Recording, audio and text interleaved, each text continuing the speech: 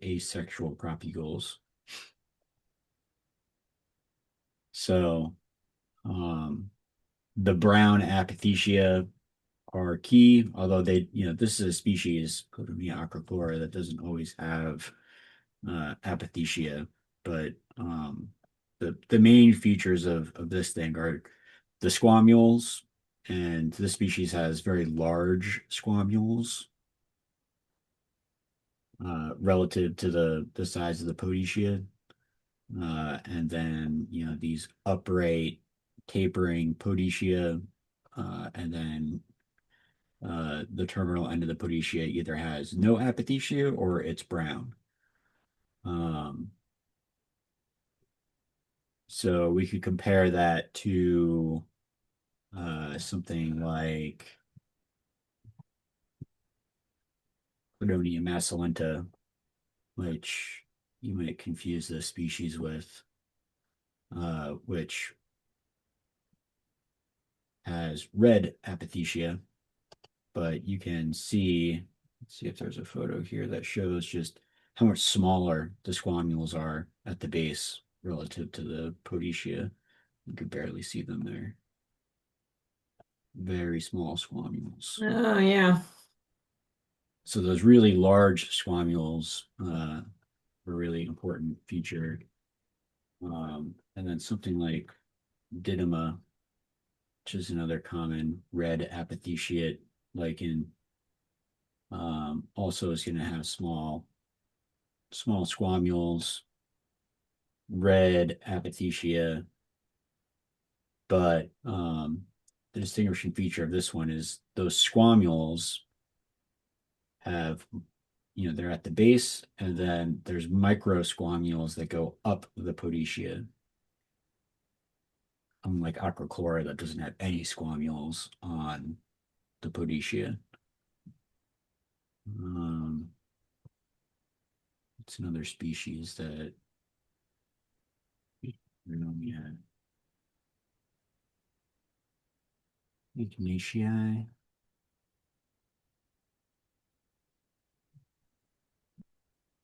Looks very similar to Russula, so a better picture of that.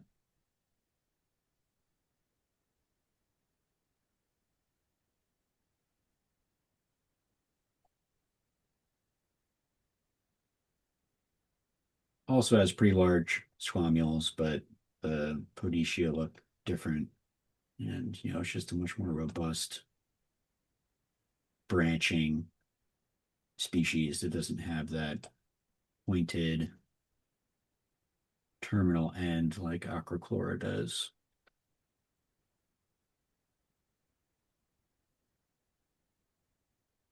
What else could you confuse ochrochlora for? Yeah, here, this is a wet. You can see how, the squamulas are, almost overtopping the podetia. No. Now, I read somewhere that it's found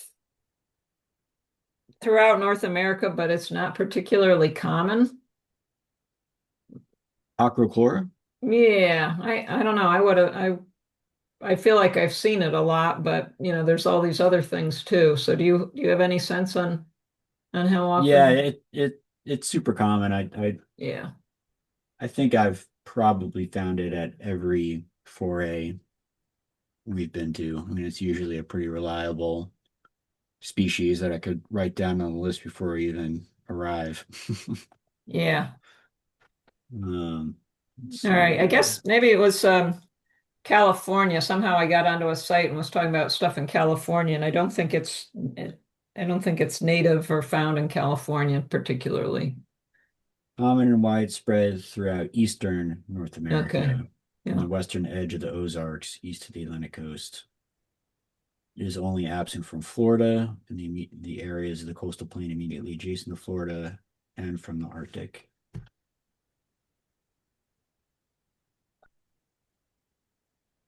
Oh yeah, there's the map.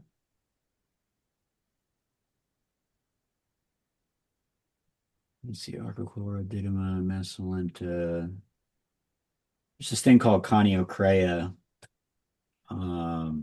that some people believe is a species out there. Uh, the more work is needed on this group. So, at least in New Jersey, they pretty much just call everything ochrochlora until they can resolve if we have Coniocrea and how to separate it from ochrochlora. We were just at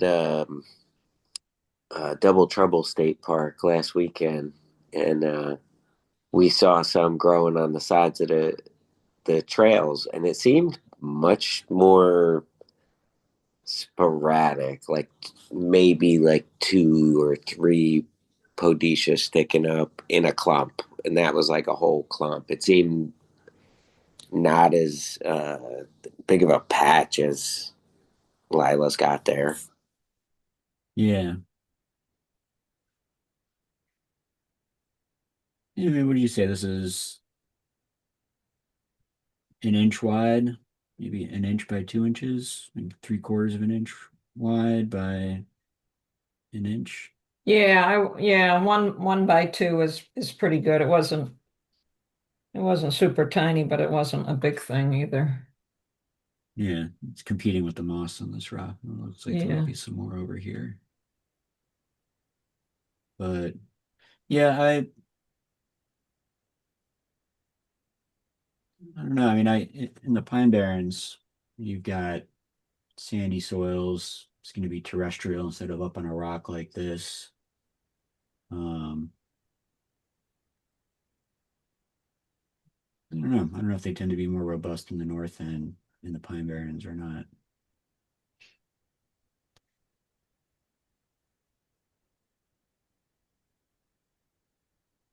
Yeah, this would have been like a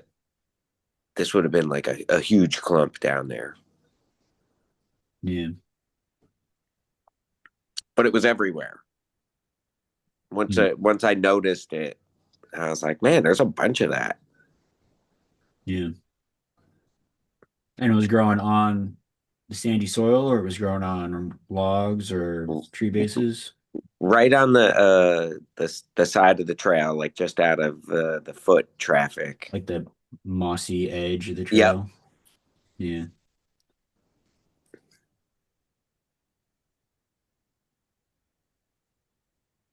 Yeah, and when there's, nothing else around and stuff is icy, you start like, oh, what's that? It's greenish. Mhm. So yeah, any questions on Cladonias? So, Karen wants to know if it might be Cladonia furcata. No, furcata is a reindeer. So that's not going to be Oh, dimorphic. It's not going to have a squamulose base with these upright podetia. No, he's ochrochlora is a closer guess. okay, Yeah. thanks. It's very squamulous. Yeah. Furcata is the reindeer lichen that we most likely have up in North Jersey. We get several species down in the Pine Barrens, but up in North Jersey, um, this one is distinct because the squamules are all over the reindeer lichen. So it does have squamules, but they're not at the base, and they're all throughout the subtenuous and rangiferina and things we get in the Pine Barrens don't have squamules on the actual branches themselves. Ooh, I don't think. Is that Africa? It doesn't look like furcata to me. I think that's, I don't know. Yeah, that's something I've been meaning to do is a night going over all of the reindeer lichens, the Pine Barrens, like I did with the blue gray oppressed folios lichens a few weeks ago. That would be very useful, I think. Are Yeah, are so these we the ones that grow like almost like those like almost spherical clumps? Yeah, this one's usually a little bit messier, but yeah, the Cladonia subtenuous is like the cloud.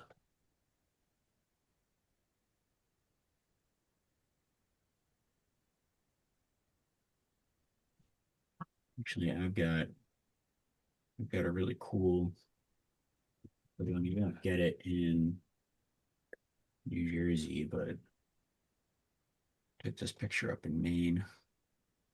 Oh my, Different species, like how puffy puffs of clouds. That's the stellaris. Yeah. Yeah. Yeah. Beautiful.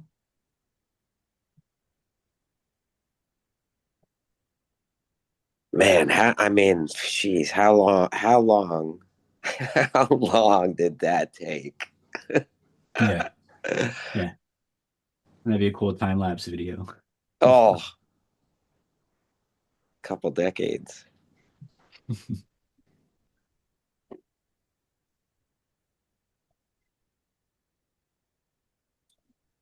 Yeah. Anybody else have anything they want to share?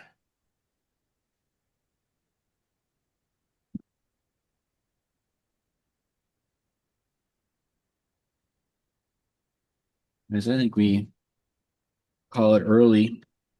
We got some more people here now. Ken and Paul and Dave showed up. Um,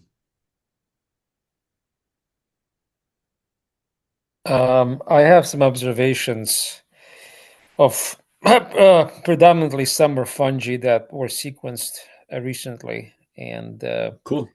I could go over that list. It has 22 entries, but I'm not going to discuss all of them, obviously. Cool. If, Do if it. if people want to see those, we can do that. I want to see them. Yeah. All right. So let me get Mushroom Observer going, and I can share my screen. And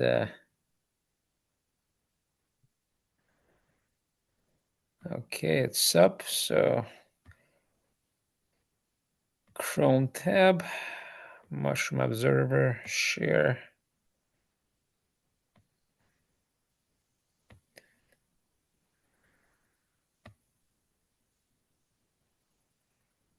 Okay. I guess we're going to start with the Amanita. This is something that Hunter sent me a while back, and I think this was discussed at a Taxonomy Tuesday session, a few months ago, if you recall this. I think she presented this mushroom. So we got this. I got the sequenced, and this is not nanopore sequencing. This is Sanger sequencing. So I submitted my samples to a small company called Molecular Solutions in Oregon, and I've done business with them before, maybe like 3 years ago, and they're reliable. I think it's like a single person, maybe two people. Very, very small business.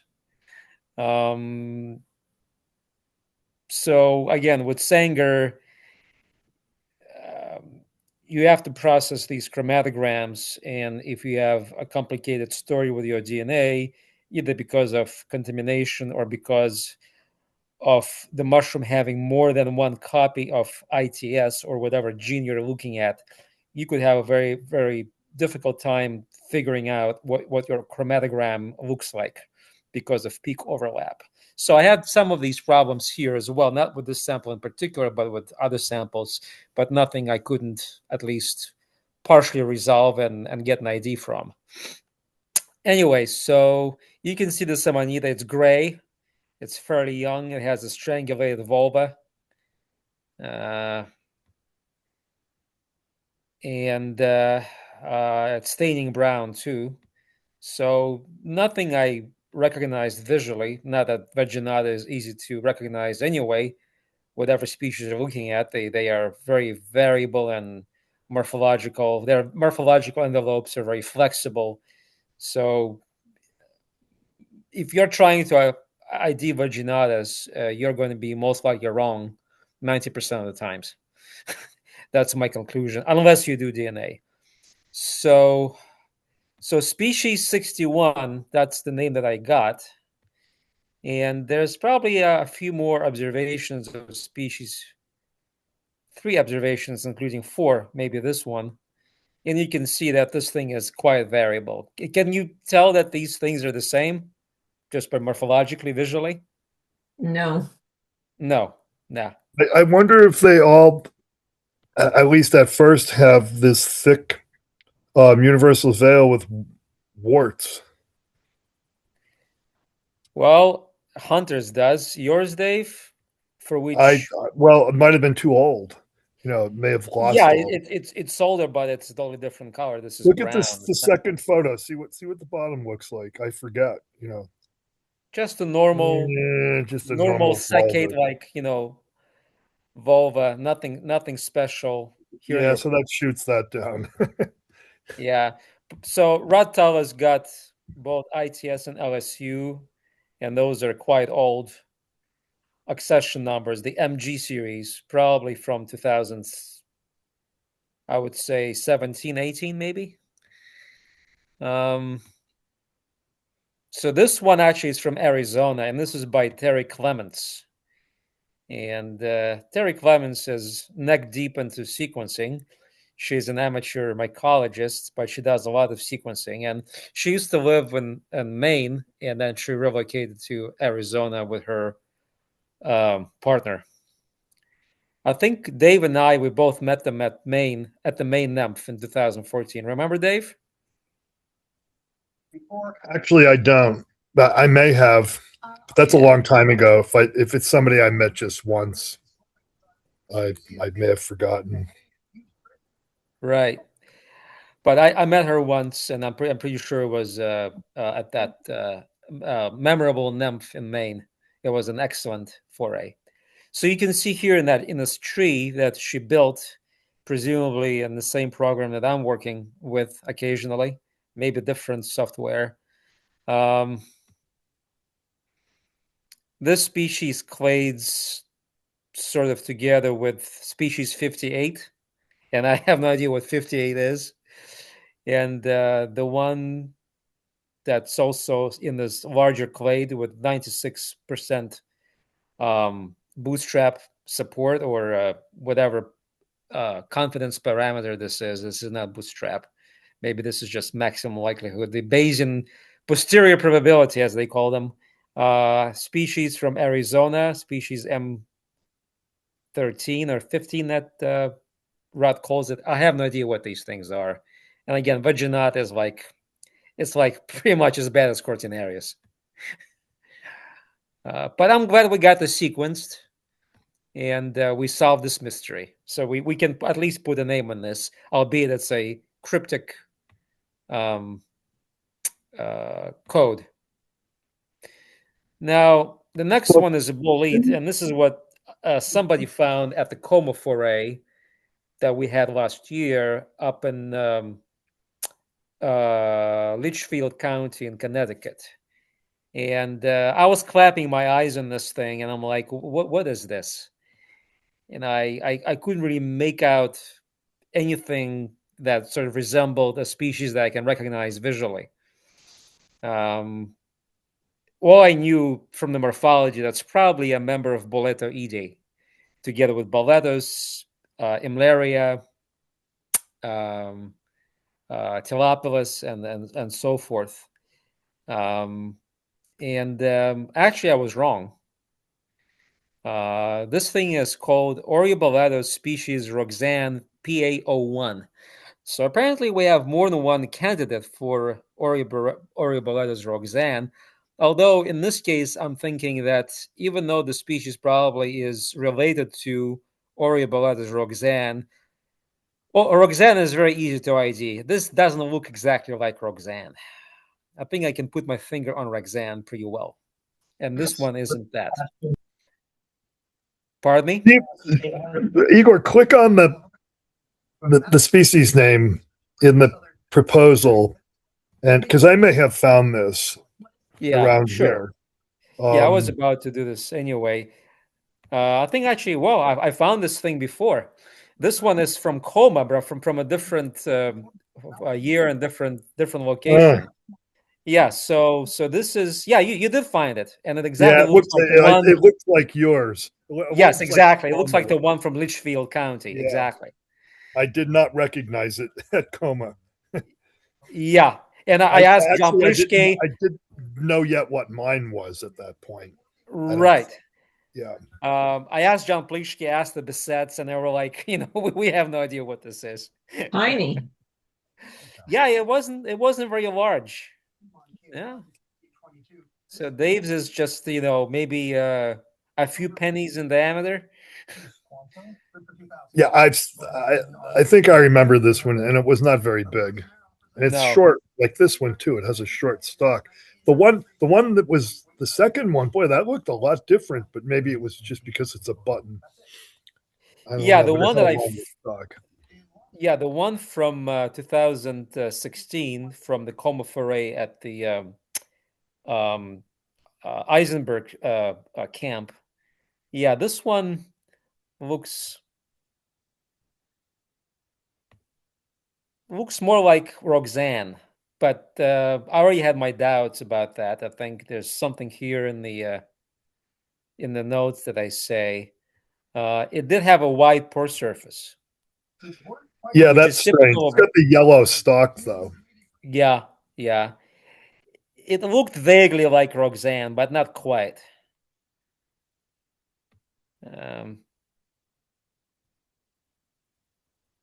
So I tried to take pictures in various lighting conditions, which wasn't easy.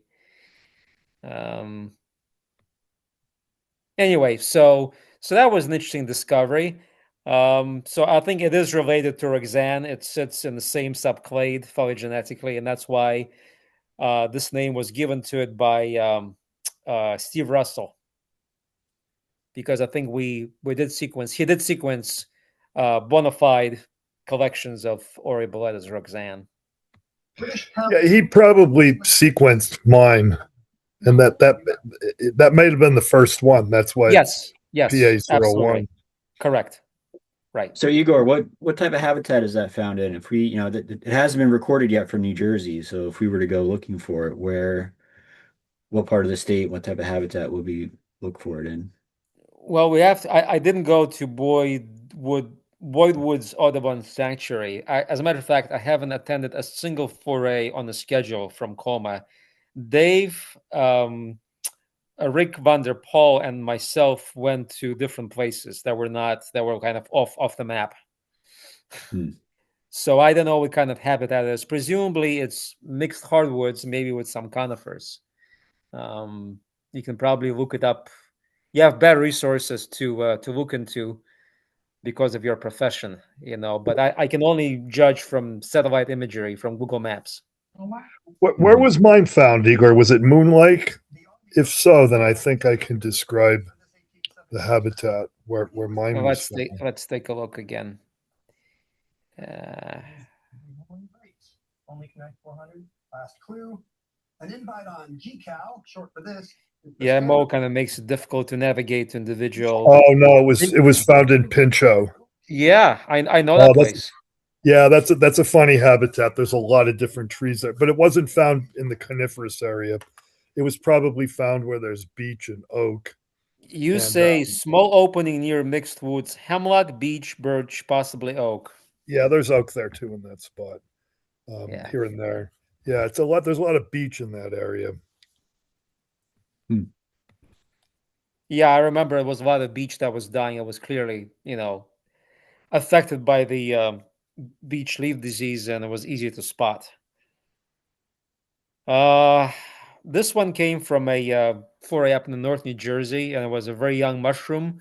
William Huang found this, and I remember the spot. It was like a huge white pine, and maybe other conifers. I knew it was a member of section Boletus section Boletus, judging by the white pore surface, although I couldn't see the color cystidia on the pores, but there was some wrinkly reticulation, and the cap was kind of olivaceous. So I got the sequence, and it just turned out to be a garden variety Boletus nobilis.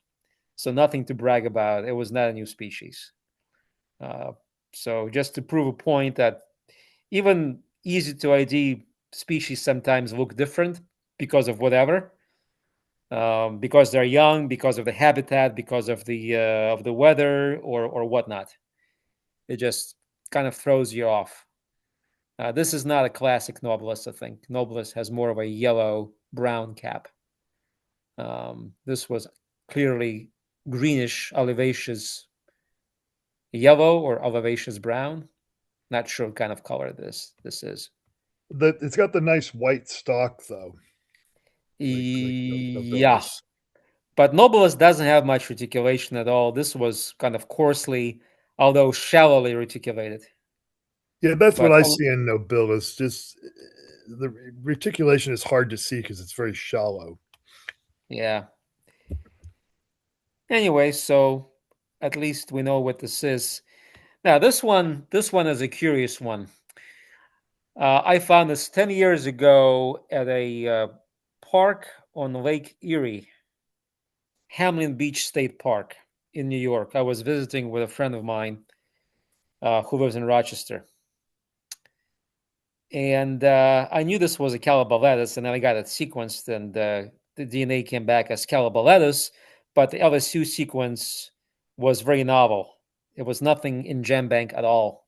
So for a long time, this was kind of forgotten, and I didn't know what this was. And I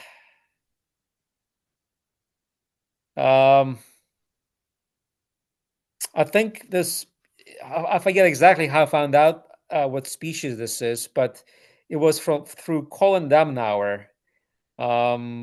Basically, I might have given the sequence to him and say, does this match anything you sequenced from type collections of Boletus from North America? And he said, yes, this came back as Boletus subclavatosporus. And that's a species that was described by Snell in 1936 and quickly forgotten. You would not find this name in any of the field guides. All right. So in the future, it will be known as Caloboletus subclavatosporus. And this is different from Enagulus and Roseapes. If you read the description of this taxon, the fruit body that you see in the photograph is not exactly a match,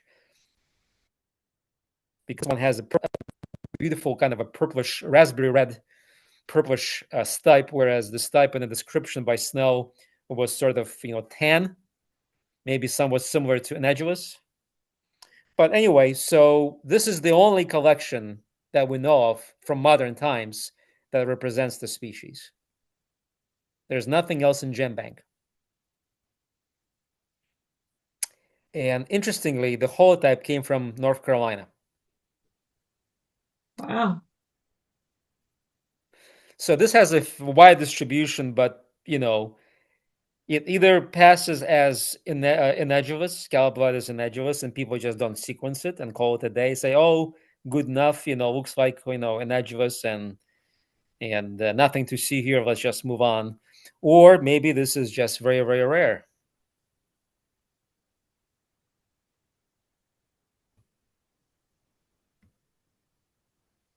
I wonder if there are many Enagulus sequences in GenBank.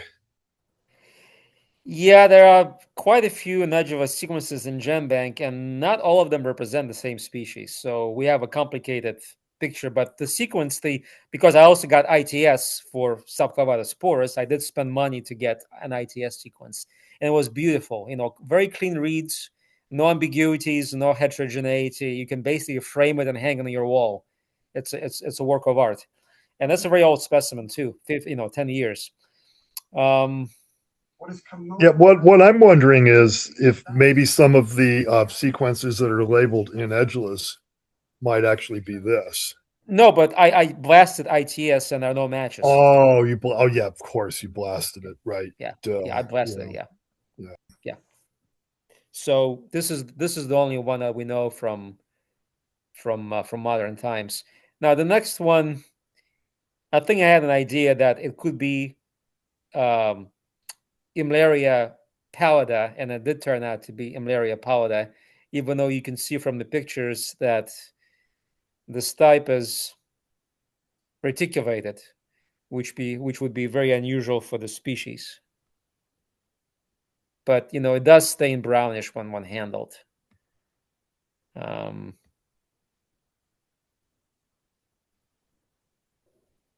So kind of unusual presentation for Imleria pallida. You can see here it's very coarse and very wide meshed. This is not the first time I see reticulation in Imleria pallida, but it's very rare. The only other collection I think that had that kind of reticulation came from Missouri from many years ago.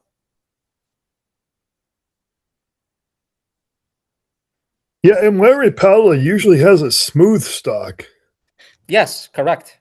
Yeah, and so this is, I would sort of call this ribbed, but it's certainly not what you usually see on Imleria pallida. That's for sure. It is reticulated. You can see it begins at the apex and it just continues. And Okay. you can see wide mesh irregular reticulation. They're like elongated cells, but yeah, it's sort of prominently ribbed, but it has that kind of a pseudo netting to it as well. Not quite sure why it did this, turn, because the pores are very small, so you would expect to see kind of a narrow mesh reticulation, but it's not.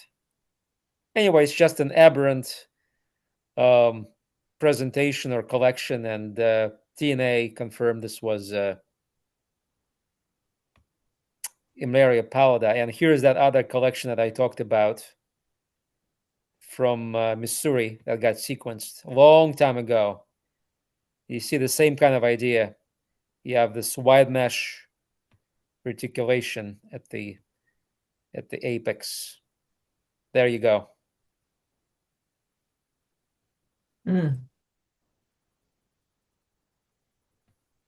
Yeah, St. Louis County. Anyway, so that's that. Okay. I think, Dave, you've seen this one, and we had quite an exchange with Scott Pavel on what the species might be. A single specimen growing. I still don't know how to tell this apart from some of the other Lanmaoa. By the process of elimination. Okay. Mm-hmm. So it's a single fruit body growing under birches that were planted here a long time ago. And we debated whether this could be bicolor, and I said, no, this doesn't look like bicolor to me.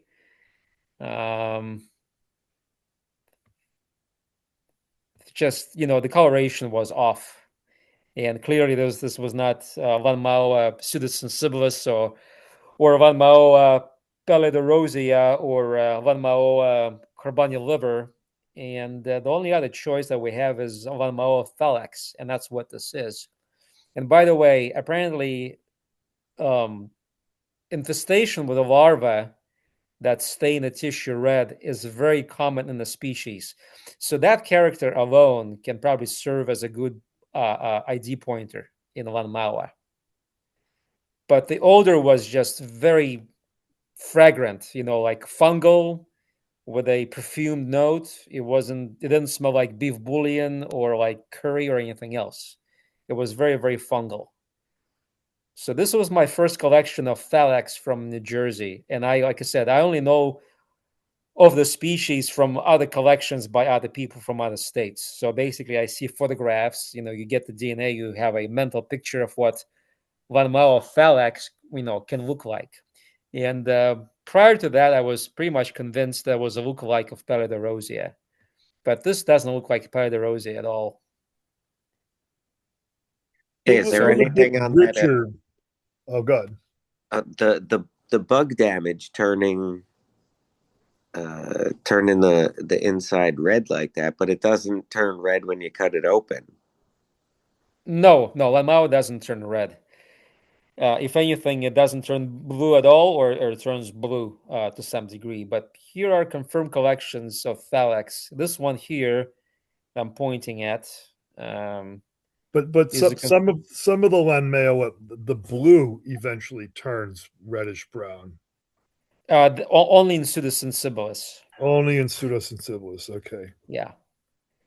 Yeah. Scott Pavel's collection here also turned out to be Lanmaoa fallax, and he thought it was palliderosea. Yeah, this collection here from Missouri also turned out to be fallax from a long time ago. So is fallax just a little more vivid than palliderosea? The cap color and stipe, let's say. Yeah, I called it fallax, and actually this will become the published name. I call it fallax because it gives you an impression of palliderosea, and basically it's like deceptive. Fallax means deceptive. So at the time that I had a mental concept of the species from all the other collections on the Mo, from photographs, it just gave me an impression of, for the most part, um, uh, palliderosea, except that it wasn't by DNA. I don't think it smells like beef bullion, even though one collection I collected in New York at the Nemphora in 2018, to me it did smell like beef bullion a little bit when you cut it. This will become the holotype of Lanmaoa fallax, and this is a collection from Baton Rouge, Louisiana. So this species grows all the way from New York down to the Gulf Coast states. It looks like it grows in pretty urbanized or disturbed habitats. I mean, most of those photos look like lawns, or this one that you found in New Jersey was next to a retention pond, right? Yes, it was next to a retention pond because it was growing under Betula nigra. Yeah. Yeah, there used to be an oak in there, but they cut down the oak like 2-3 years ago. So I'm pretty sure that's not the host. So yeah, basically, I think it's a rare species in New Jersey, and by the process of elimination, you can probably arrive at the ID. You eliminate palliderosea, Pseudosensibilis, Carbonia liver, and that's it. It's got to be fallax.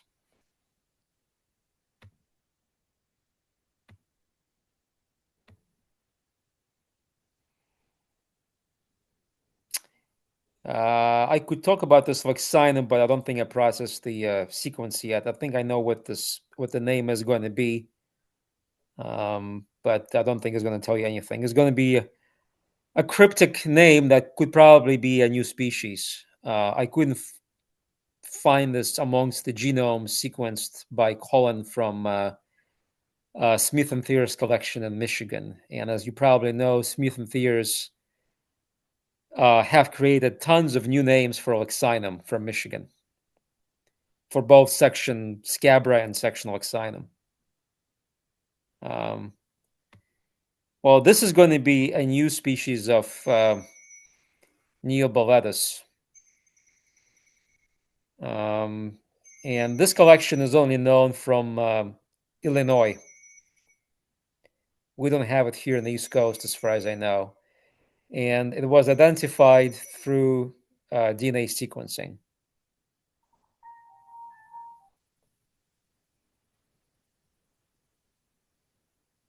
The red pore surface, yeah.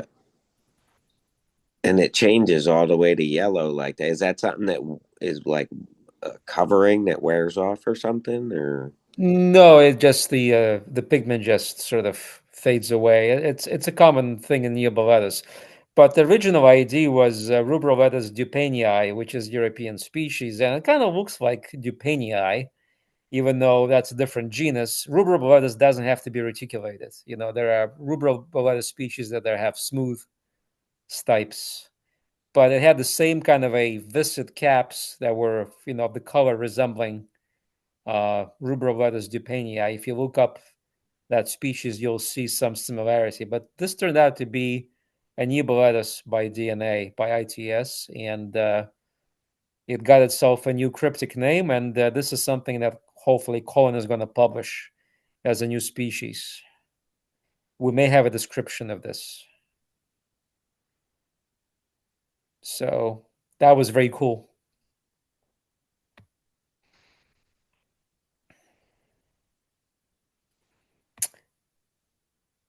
This turned out to be an interesting mushroom. We collected this at a foray in Meadowwood Park, this summer or past summer, July of 2025.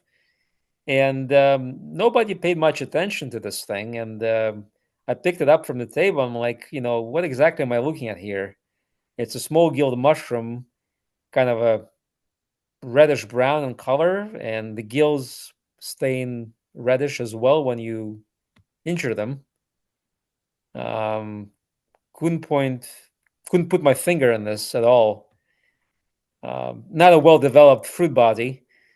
So yeah, I saved this and I got this sequenced, and it turned out to be an unknown species in Pseudotricholoma.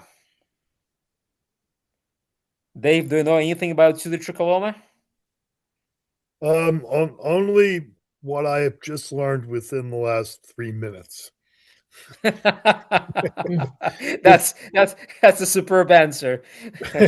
Does this have white spores? Do you know, like a trichiloma? I I don't know. I have to look up a you have to paper look it where up. Yeah, Pseudotricholoma is discussed. I think it's a fairly new genus. And I've what never do I heard of see it. here? Yeah, never heard of it. I think it matches some accessions, and the type sequences Pseudotricholoma umbrosum is only 94% similar. So I called it North Carolina 01 because the first specimen that was sequenced, it's in GenBank, is from North Carolina. So I didn't call it Umbrosum, New Jersey 01. So I thought that was interesting. Let's see what else. Oh, we don't have that many left. Now this Russula here has a very interesting history. So we collected this again at Meadowwoods, and Meadowwoods is a very interesting place. A lot of mushrooms that we find there are unique specifically to that place. We don't find them anywhere else. And this Russula is an example of that. Case in point, so to speak. You can see it's a very big, clunky, kind of a creamy white Russula with white gills, staining pinkish brown, maybe.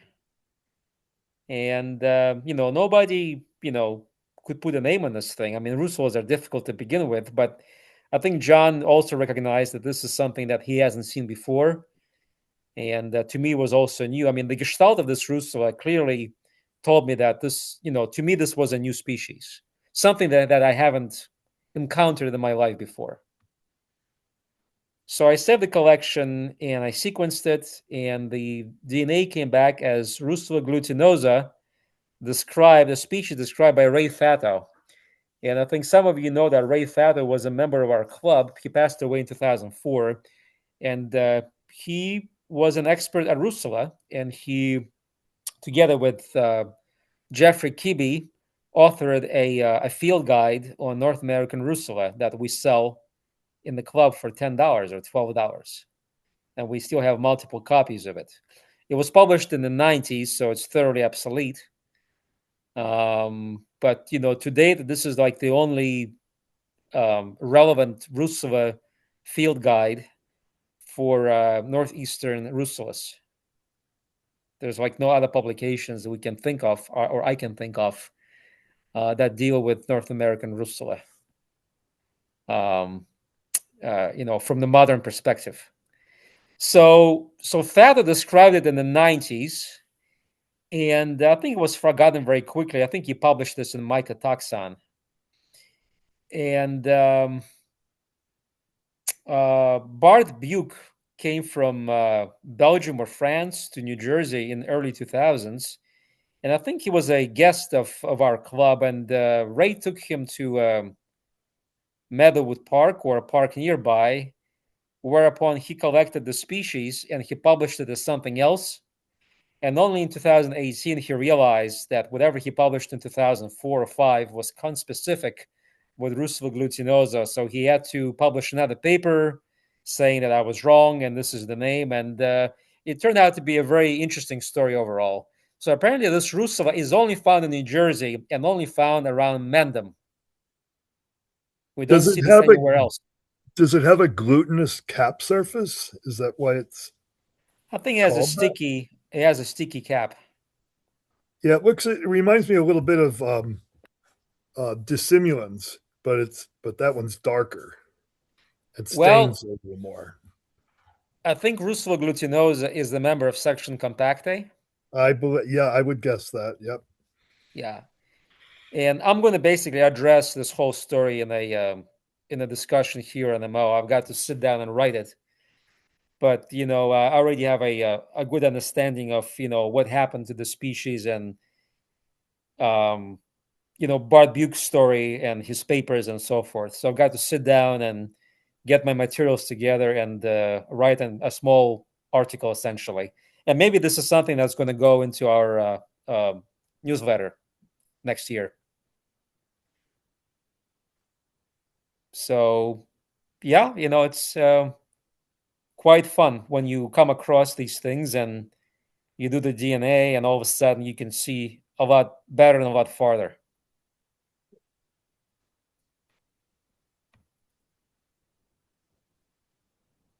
So Ray Fatto found his in the same place where this collection's from. He collected it both at Meadowwoods, and he also collected it from a nearby park in Mendham, just to the east of Meadowwoods. So apparently the species is only distributed, has a narrow range of distribution.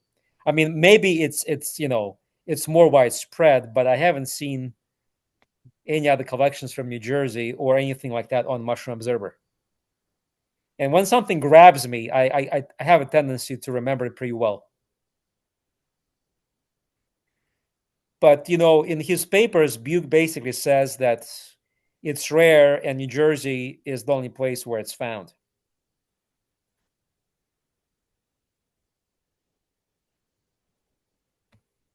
So this one is another member of section compactae, and this is one of these albonigra, dissimulants, densifoliate type things. This thing goes directly to black, I think. It doesn't stain red. So the DNA came back as Michiganensis species Indiana 01. It's just a temporary name for something that may or may not have been published in the past.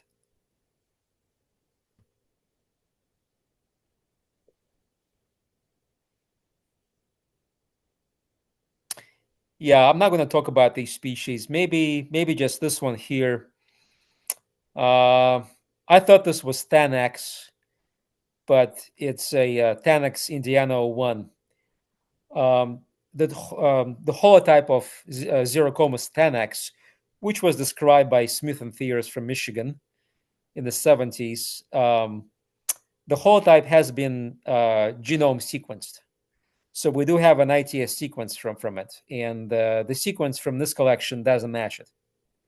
But they are related, clearly, and they are separate from the bulk of other Xerocomus.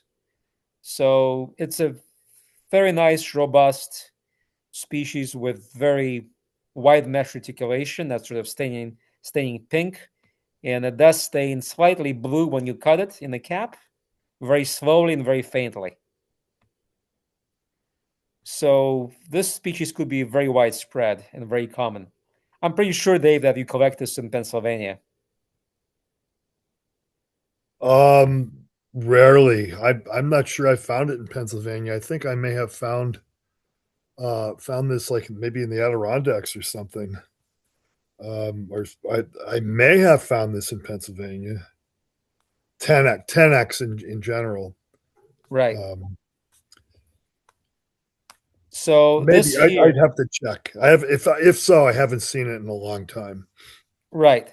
So this collection here from 2012 was collected by me at the same essentially location, same park, same property, but just different spot, but not too far away from the other one, maybe 100 yards away. I think this collection was sequenced. This is from Virginia, and you can get the same idea what this thing looks like. It's Similar cool. in appearance. The current the current pore surface and that like abrupt change in color seems to be pretty standard on them. That's a cool looking trait. Right. Now, this collection here came from the same spot as the other two that I talked about, and this one came from the same day on which the other one that I sequenced, was picked. So, but again, it grows for the property at different spots, different trees. But I'm pretty sure it's the same. It's the same species. Yeah, they tend to be larger than other Xerocomus species. This one did not stain blue, probably because it was drier.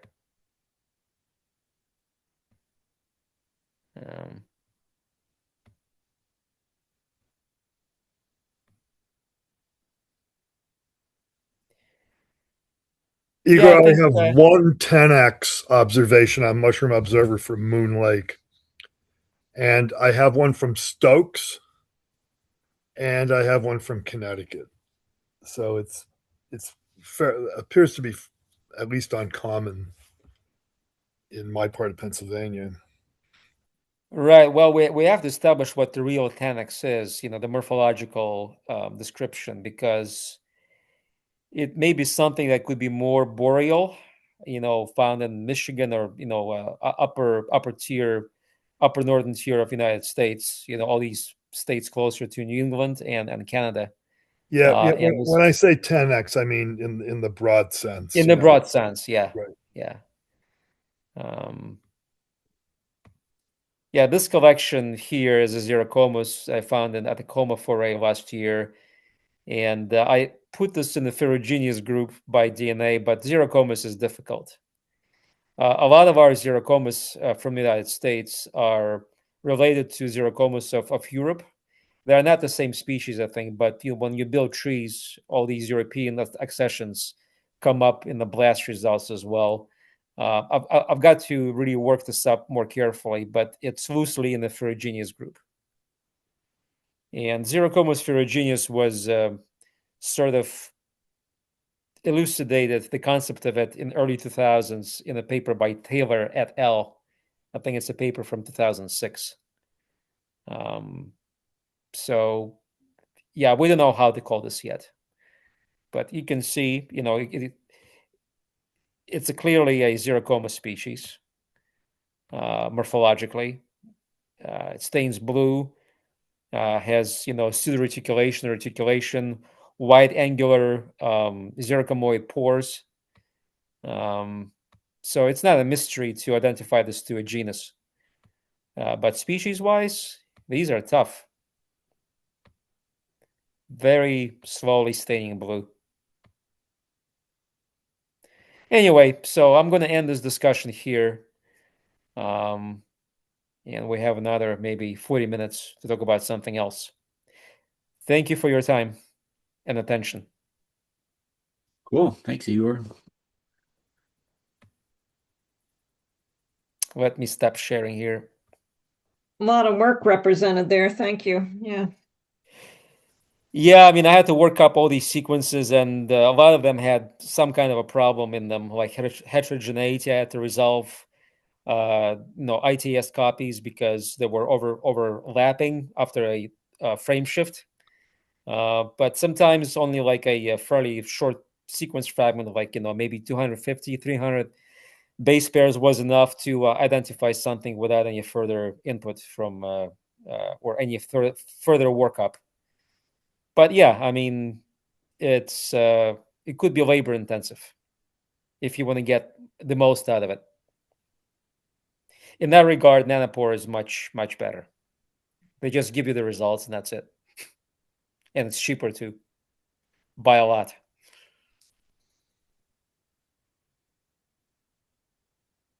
All right. Anybody else have anything to share? You want to look at those ones that I pasted in the email? Sure. Bring those up. You want to talk Make about us them? cry. Friend in California, right? They've been getting tons of whatever those atmospheric rivers show. They're just tons and tons of rain, and now things are starting to pop. She's not into mushrooms at all, but she's sending them to me. So this came not too long before the call. So that's the only photo she sent of this specimen. But I thought that the gray edging on the gills was interesting. Mm-hmm. I wonder if the edges are serrated, gill edges. I guess it's a little hard to tell.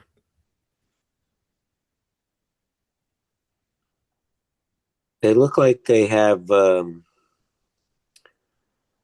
man, what's the word for that? The edges having the different color. Marginate. Yeah, yeah, they look a bit marginate. Yeah. But yeah, she couldn't tell me anything more about whether they were on soil or wood or any odor or anything. She was just walking at lunchtime and took the single photo. Yeah, I mean, look at this one here. Yeah. I mean, those are the marginate gills that are almost, just completely peeled up and around, right? Looks like. Reminds me of Hohenbuehelia petaloides, but those have really close, shallow gills. But that might be a species complex also. So that would be maybe my best guess at a starting point.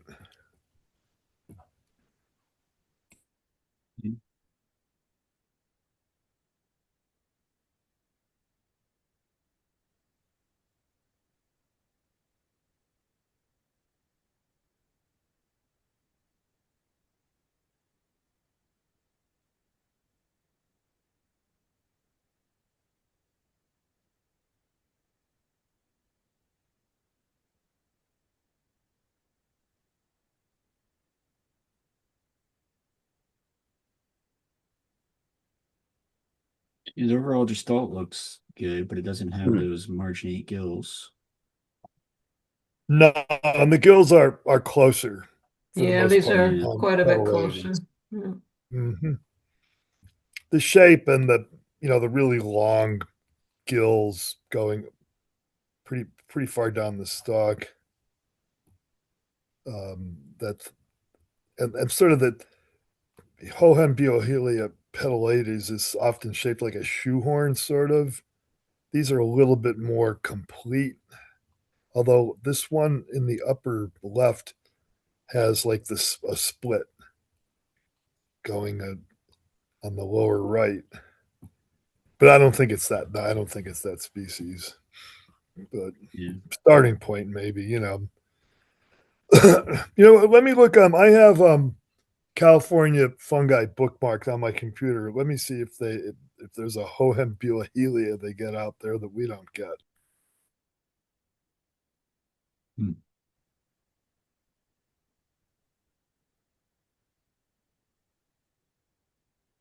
Yeah, so this is Santa Cruz County, south of the Bay Area.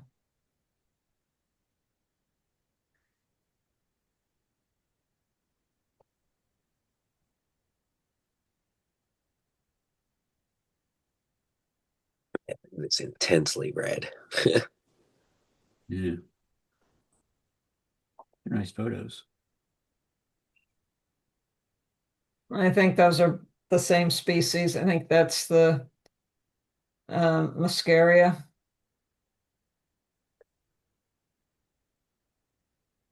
Yeah. They have. Do you think it could be that actually, Igor?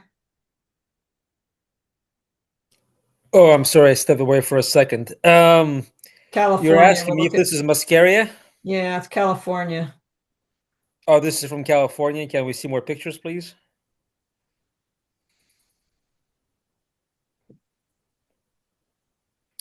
This is it for Yeah. pictures. Well, remember, maybe you don't remember, but there was a paper from 2008 by Tullis and Gemmel, a researcher from North America, but I think he's European. That's a European name, Gemmel.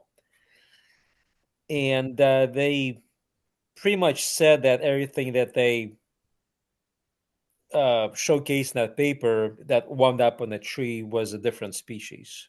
Mm. So there's a real muscaria apparently in the western coast of North America, British Columbia and maybe going toward Alaska. But whatever else they find in California and the surrounding areas, there's probably 2 or 3 more species. So there's one called Favia and that could be a species of its own. So yeah, obviously it's in the muscaria clade, but I don't know if there's been any more progress toward elucidating the species and putting brand new names on them. Somebody from MO, I think it was Nathan Wilson, who was asking me how we should be treating these things, and I basically pointed out to him that paper, and I said, "You're welcome to read it and get your inferences in there." But I said, you got to ask Tullis and Gemmel because they've done the groundbreaking research, and that was already almost like 20 years ago. So where do we go from there? Yeah. And that was not just ITS; it was a multi-locus tree. There was some single copy protein coding genes in there, so it was a robust tree, at least by the standards of the day. But you understand, there's been already 17 years since then, so it's quite old. So this is from California. Yeah. Yeah. And her comment was, wow, we don't normally see mushrooms coming up in grassy areas. No, but the thing is, in the Pine Barrens, I occasionally see muscarias that have almost red caps. They're like dark orange, like that, almost red in the center. Yeah. And at the same time, you see the plain yellow muscaria growing just like, a few feet away. Yeah. Or I should say Chrysoblema or Eastern. Chrysoblema. Yeah. Yeah, Eastern muscaria, Eastern North American muscaria. All right. So, So, all right. So there could be three or so things, 3 different species of this. yeah, there were 2 things that were found in Santa Cruz Islands that were not the same. But we could be talking about isolated populations, beginning of speciation or something like that. I have no idea how these things work out. Okay. Throughout evolution. But clearly, the implication in that paper, basically they said that anything in that tree that looks like a separate branch probably is a new species.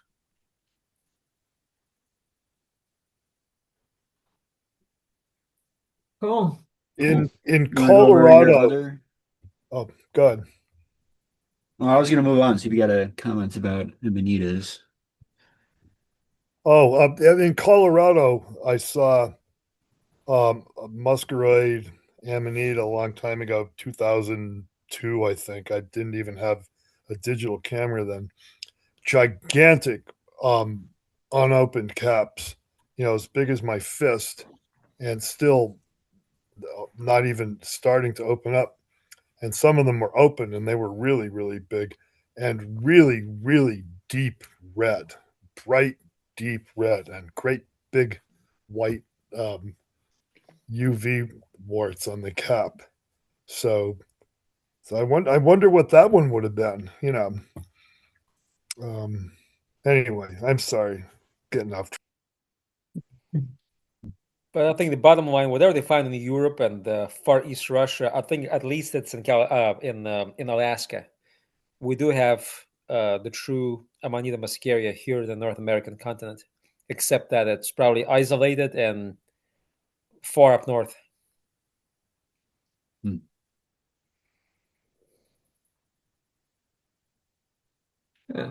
Good. Yeah, if anybody wants a copy of that paper to look at, I can probably forward that paper to you. Just ask me.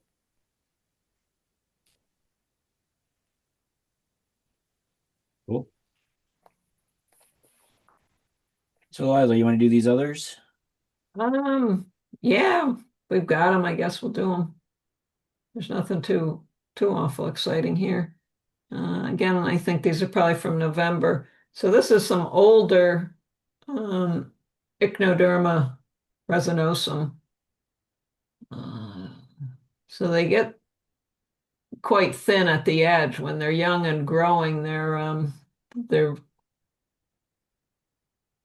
soft and mushy and very rounded. But this is, they were frozen solid, I think. But growing on a tree alongside a stream.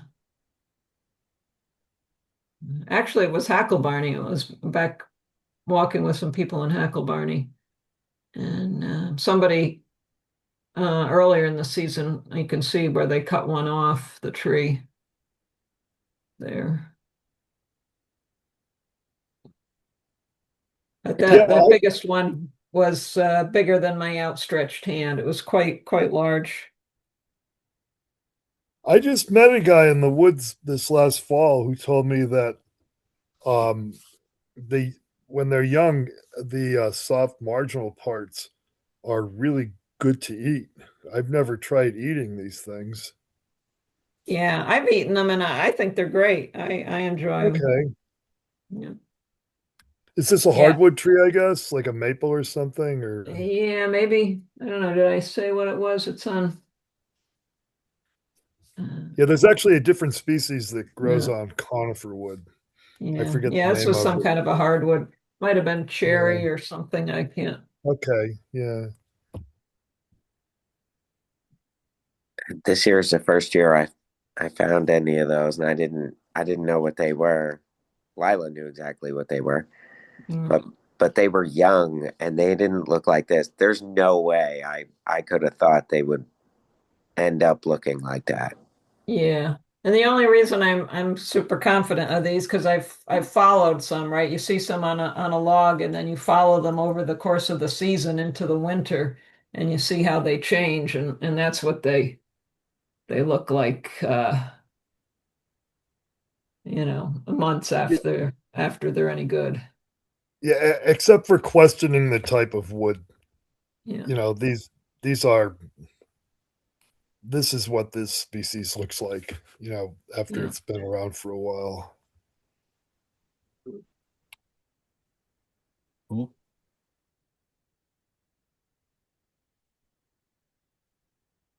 All right, this was on a hemlock.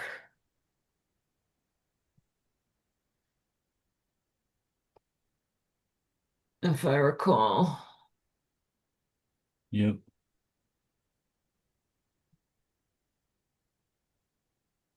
Yeah, little beacons of bright yellow orange. So I think if you dig one of these out and see what color the very bottom is, the part that's inserted into the substrate, into the wood, if it's white, I think that's a pretty good indication it's probably Dacromyces chrysospermus that you have here. That's probably what these are. But there's a few species of Dacromyces.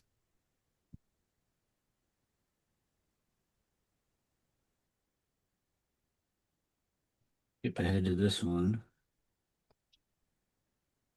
Yeah, this one was clearly different, right? I think so. Also on hemlock. Also hemlock. Is there one called capitatum or something like that? There is something like that. So I don't know if it's capitatum or spatularia. Okay, sometimes uh, I know there are at least a couple of species of Dacromyces where you can, the spore size will help you. The spore dimensions will help you. Yeah. There's actually one called Dacromyces variospora, I think, and the spore sizes are kind of all over the place. Is this what did you just show there? That last You had a comment, confusion with Gwynopinopsis Yes. hoxina, and you linked to this one. Oh yeah. There is that the Gwynop. I can't even say it. The thing that starts with G. Yeah, there we go. Yeah. It's possible to be a little bit confused by those two.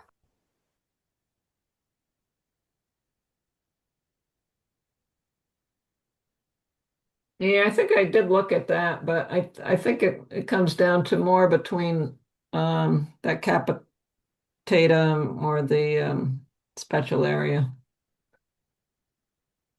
Just Oh yeah, I don't think this is not that other thing that starts with G. But it's something that you might also see. Yeah. Right. Yeah. So I thought that was interesting that I can't remember if these were really close, but they were definitely hemlock logs. They weren't too terribly far apart, if not, very nearby each other. But this growth form was clearly different from that other one. Although the colors were very similar, but that's like this brainy mush of things, whereas the others are those kind of stipitate looking things. Cool. If you want spores from any of these, all you need to do is just lie one down. Even after they've been frozen, do you think the spores would be intact? Yeah. Well, some things revive. There are quite a number of cold weather fungi will revive after being frozen and thawed out. Okay. All right. Well, I'm going to start carrying my tackle box in the winter and save some of these things.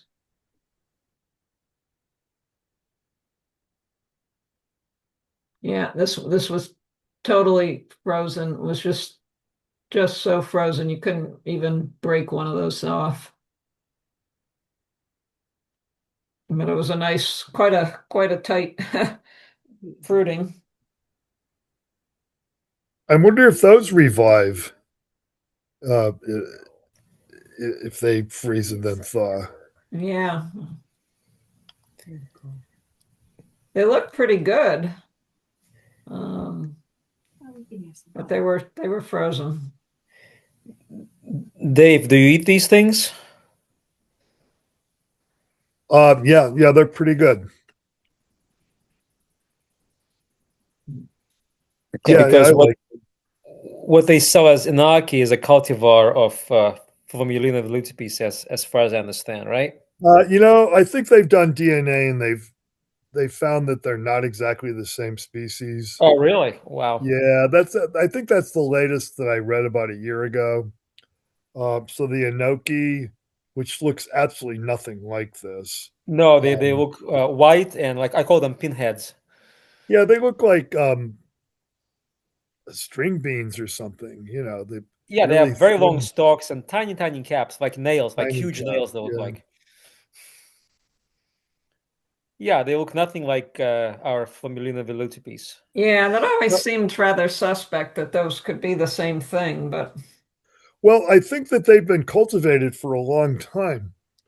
I wonder if maybe having cultivated them for a long time, maybe this is what they started out with, and maybe there's been some kind of mutation or something now. Speciation event. Yeah, speciation event, right? Yeah, Pretty dramatic. speciation through cultivation. Yeah. Hmm. I always keep an eye out for these. The closest that I've ever seen them to the coast really is like by me, like Jackson Township. I have a spot where the last few years I found them on a very large downed tulip poplar. Actually, on a lot of them grow like on the roots, the upturned roots, uprooted roots of the tulip poplar. They seem to like elm the best. Yeah. Elm wood. You see you could see the string on the map that like by me there's like none of them. Yeah, very sparse in South Jersey, like where I am, which is Maple Shade. There's just none. Yeah, but as soon as you get far enough west, Yeah, to the west of Philadelphia, there's tons of them. Yeah, definitely dead elms, even small dead elms like 2-3 inches in diameter. I find them on those. The bark is starting to come off.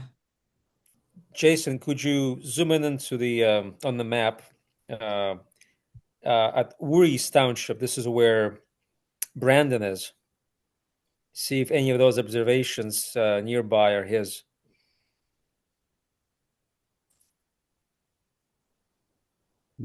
Here No, is- that's Kira Giannati. Okay, what's the other one? The one on the left. Yeah, that's a good one of hers. Quite a Kind of burnt, charred stump. No, I think it's just the. It's probably soil adhering to an upturned root. That's it. The Yeah. spot where I find them is that I see a lot of that. Sometimes they're really dirty because of that, and they're also very sticky. So when they're growing, where there's a lot of soil, they're hard to clean. No, none of these are by Brandon. Mm. But yeah, they're fairly sparse here in South Jersey. What are those two over by Speedwell, by Bass River North? Yeah, right there. Oh, Franklin Parker, maybe. Yeah. Maricel. Maricel. And then Jeff. Who is Jeff? He's an entomologist, Oh, okay. mostly an insect guy. Wow. Yeah, I don't think we've ever seen these at FPP with Nina and John, and I've been going there for many years.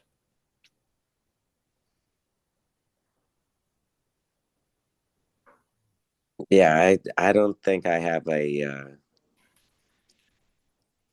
on my iNat, but I found them at what's that? Clayton Park. Yeah, that's the place I have to go to, particularly because Liz Broderick used to go there very often. And it's not that terribly far away from me. I mean, maybe like what, 40, 45 miles, if even that?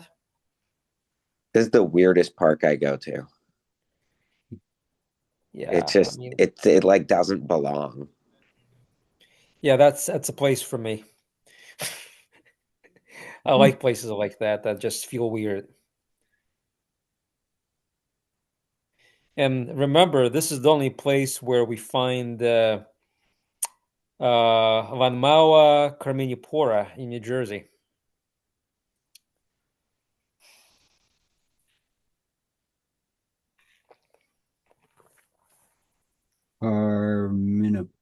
Carminipora. Yeah. Not Which could be the same thing as Lanmaoa sublurida in a sense of Farid. It's a long story. I'm not going to bore you with all the details, but it's fairly controversial. Well, this species is now known, currently known as Boletus criminiporus. It hasn't been transferred into Lanmaoa officially, but it's something that's going to happen in the future when Colin Damnauer publishes his research next year. Yeah. There's only one species of Lanmaoa that has red pores from the get-go, and that's that one. Although other species of Lanmaoa can develop reddish pores at maturity.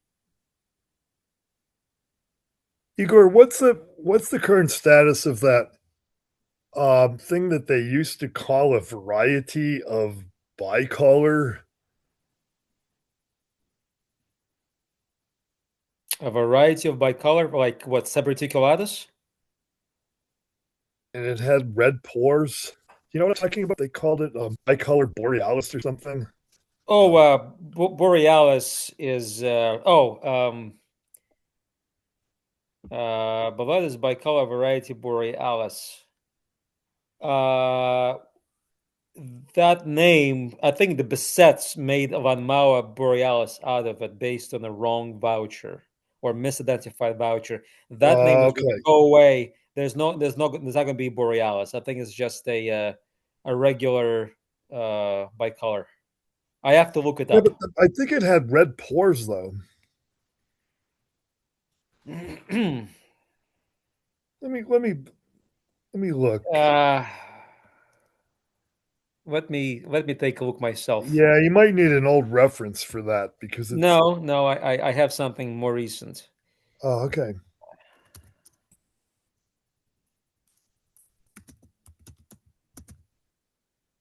Huh.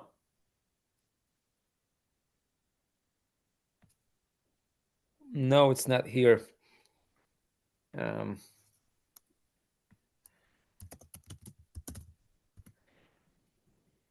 All I know is that the mushroom that used to be called Boletus bicoloroides, that name will be transferred into Pulchroboletus and is going to replace Pulchroboletus sclerotiorum. That I remember. Yeah, that one has yellow pores. Yeah. Yeah. So let's see. I think Borealis. It's going to be bicolor.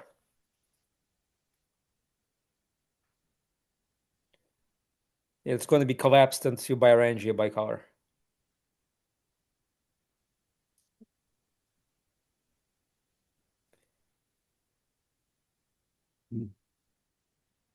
Because the holotype was sequenced and it's just our bicolor. So, it is possible for yellow-pored boletes to assume a reddish coloration in the pore surface at age. And it happens frequently in Lanmaoa. But it can also happen in other boletes, like Pulchroboletus. What is this one? What's the one, Dave? What's the one that's what you find in PA quite often? It's an old species by Frost. It has a pink. It has a pink cap that turns olive when you bruise it. Oh. Aureoboletus? No, you find this under hemlock, Dave. You know what I'm talking about. It's Boletus. What, Miniato olivaceus? Miniato olivaceus, yeah. So that's going to be a Pulchroboletus. And I found one collection that I don't see this mushroom often. And when I find this, it's at Stokes or northern New Jersey. And it had a red pore surface at maturity. So, and the same thing happened in one collection of Butyroboletus bruneus that I found a long time ago. Same thing. So it is possible due to weather conditions or something else, or maybe it just gets too dry, that yellow pore surface is going to have a superficial staining red staining, at the pore mouths.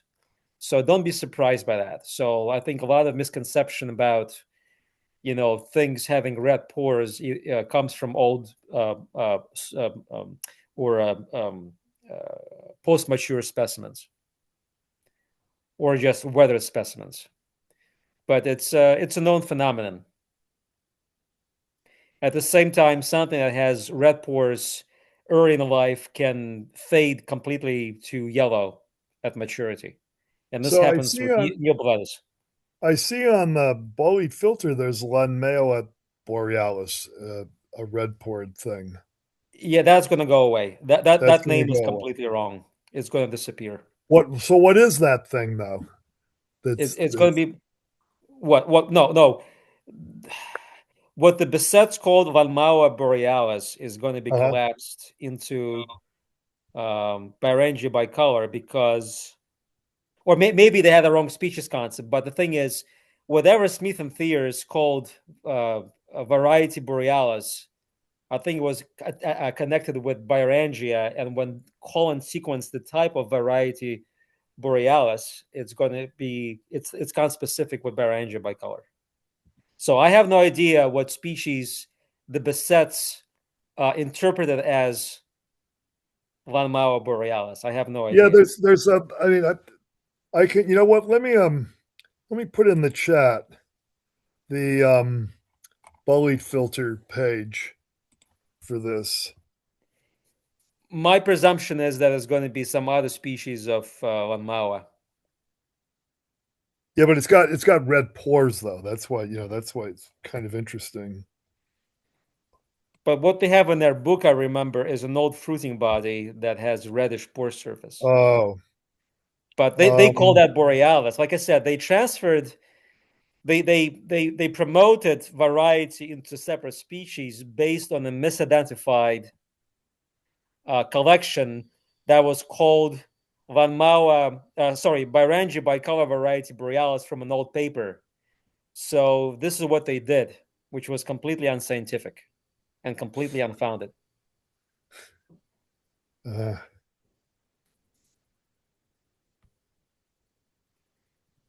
Yeah. So what you're showing here is, not the one that's a thumbnail. That last picture that shows a single mushroom. This is Lanmaoa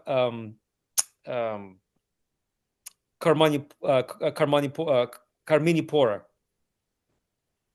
Okay, so this is the only Lanmaoa with red pores then? Yes. Okay. With the red pores when the mushrooms are young. Yes. Okay, right. Yeah, because I always wondered why this thing was lumped in with bicolor. I mean, it didn't seem to look like it at all.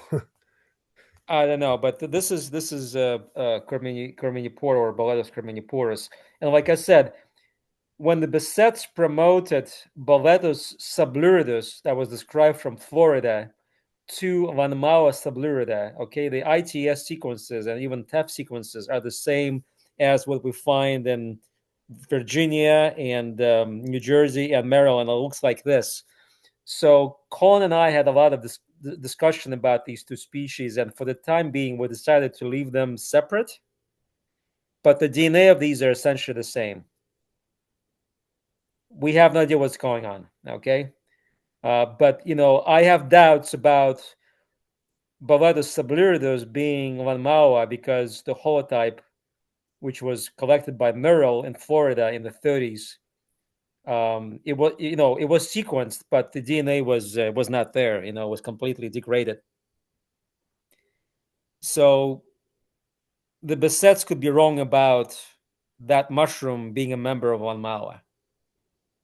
There's some uncertainty in there, and then of course you have to couple that with the species that are described in the 90s that they called Boletus Boletus carminiporus, that has the same kind of DNA as their concept of sublurida.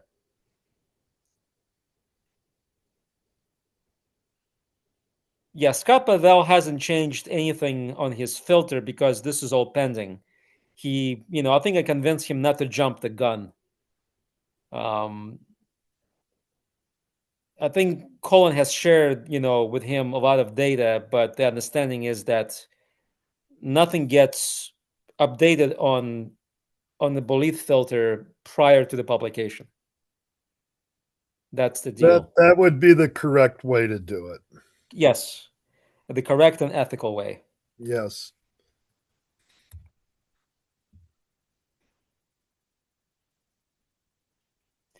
I've posted. Can you click on that picture? This one, the dark one.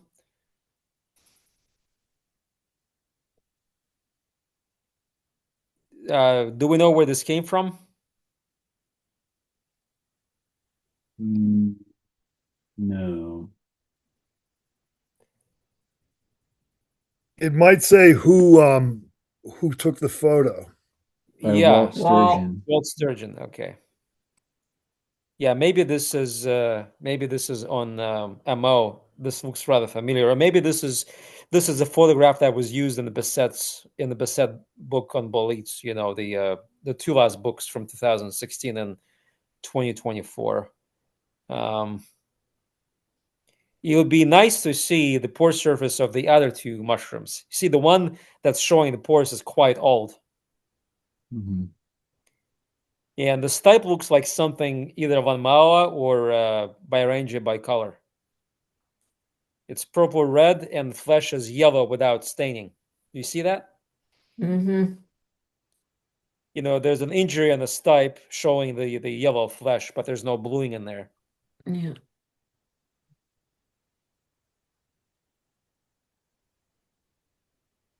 So this is what the Bassets may have called Lanmaoa borealis. But there's no such thing.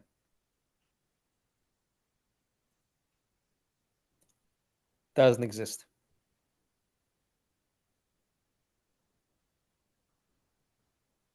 What's the one in the middle?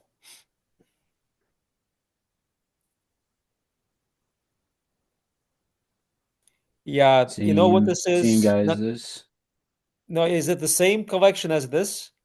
Yeah. Yeah, see that? See a little cut out of the stem there? I think that's the same as this. Yeah, it's the same. Same one.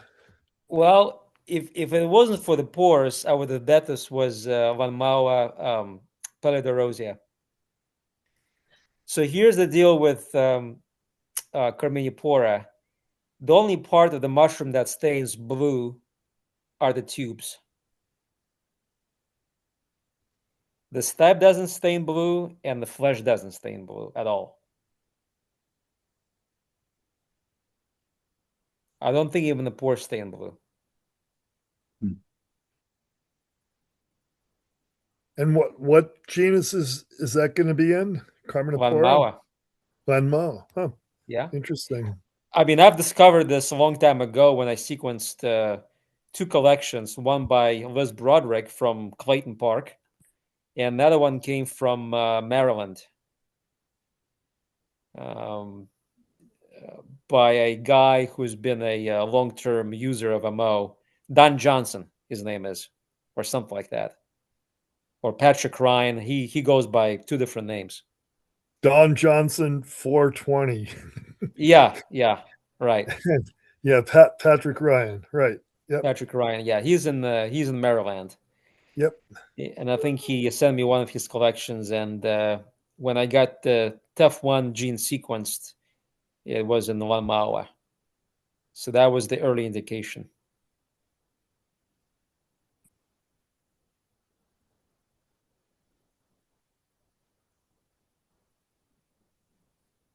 This is Liz Broderick's observation. Yeah, this is from Clayton, I'm pretty sure. Yeah. Is Clayton in Monmouth County? Yeah. Yeah. Okay.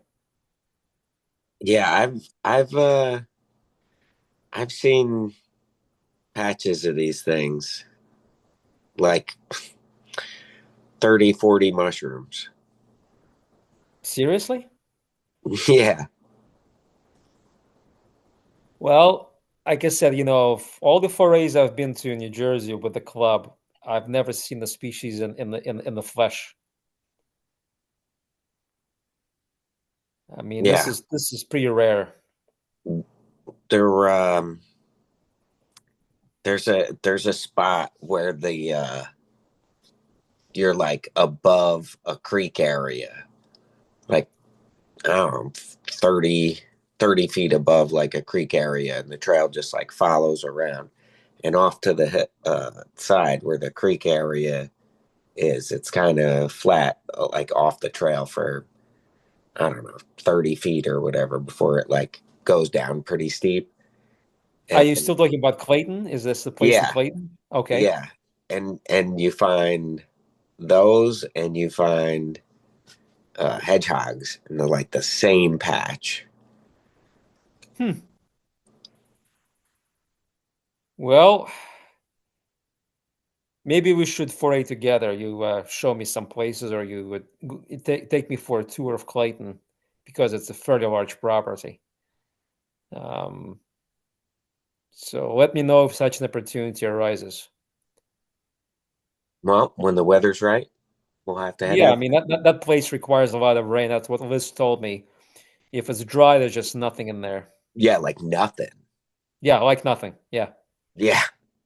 But when stuff is going, it's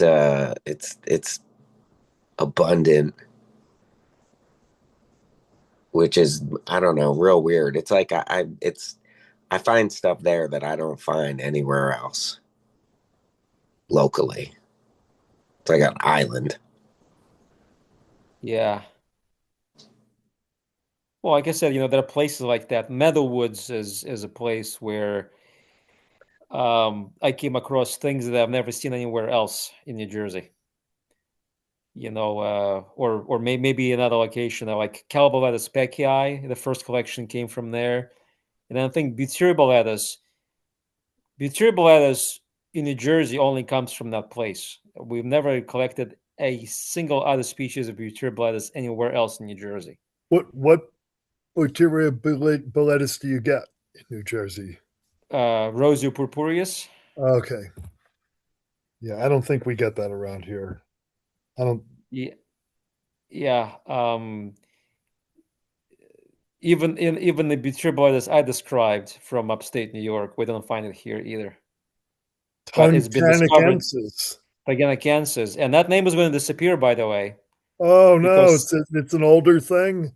it's another thing that Smith and Thiers described from Michigan. Correct. Oh, Yeah. Unfortunately.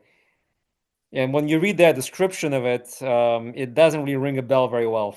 Huh. I mean, I can easily identify Titanicensis from pictures. And if you read me a description, I would say, yeah, I think that's it. But that description, not so obvious. But because Colin had it sequenced, huh? Correct. Yeah. Yeah.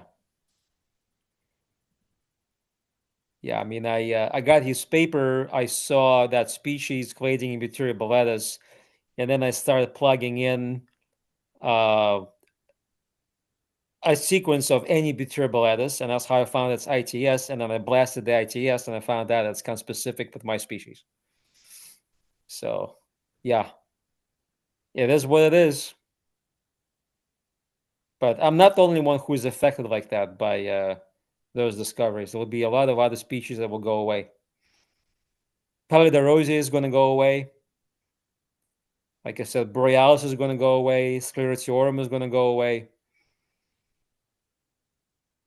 So that's you're consolidating them back into another thing. We're falling back onto the original name, the basionym, because now, because of the sequencing, we made a connection between those old holotypes and new collections that represent, modern species concept of things that we call certain names.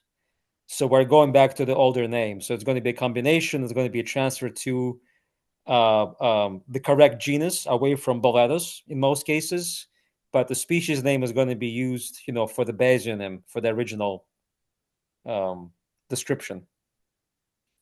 So, for instance, the very common Neoboletus that I called chameleon, that's a provisional name, that's going to go away. because that is going to be, or that's what Smith and theorists called Boletus subliridalis. So that's going to become Neoboletus subliridalis. And that's actually what a lot of people have been calling Boletus subvolutipes. Correct. Yes. Incorrectly. But also interestingly, Smith described that species 2 more times. The other 2 names are Rufus cinnamomius, and the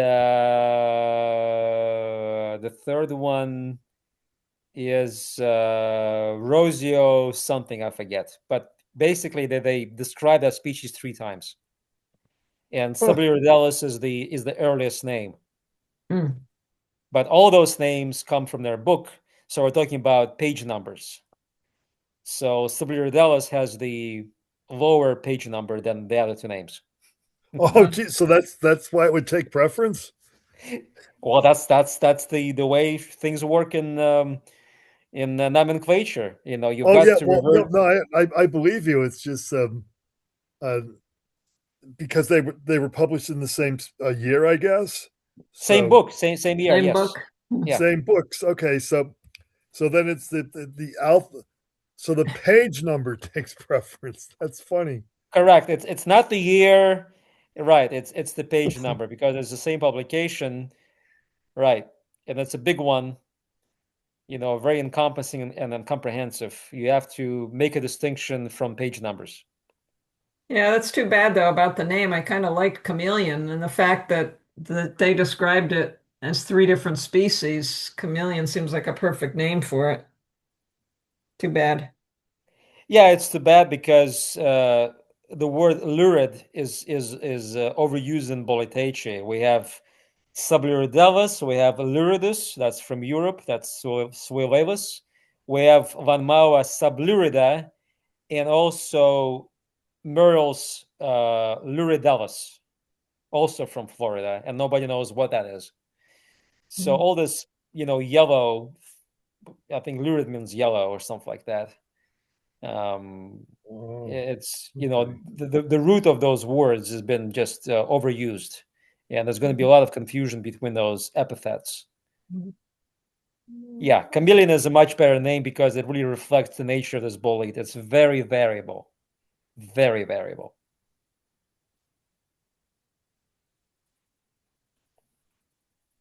All right. Well, I think this is a good point to stop the recording.